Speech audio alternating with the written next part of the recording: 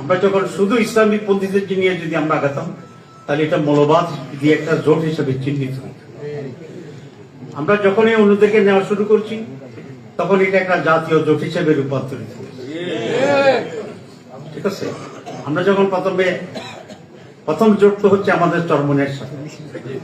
তো আমেরিকান এম্বাসিতে আমি গেলাম, বললো যে তোমরা তো মৌলবাদীদের সাথে আসো, এটা কেমন কথা? আমি বলছি এটা কোনো অসুবিধা নেই, তাদের ভিতরে যে কিছুটা এক্সট্রিমিজম আছে আমরা ওদেরকে ওইখান থেকে দূরে আনতেছি। তাই ঠিক আছে। আর যারা ইসলামের কথা বলে তারাই রাজাকার, তারাই মৌলবাদী। মৌলবাদী বললে আমরা অসন্তুষ্ট হই না, কারণ মৌলবাদী শব্দটা আসছে মূল থেকে।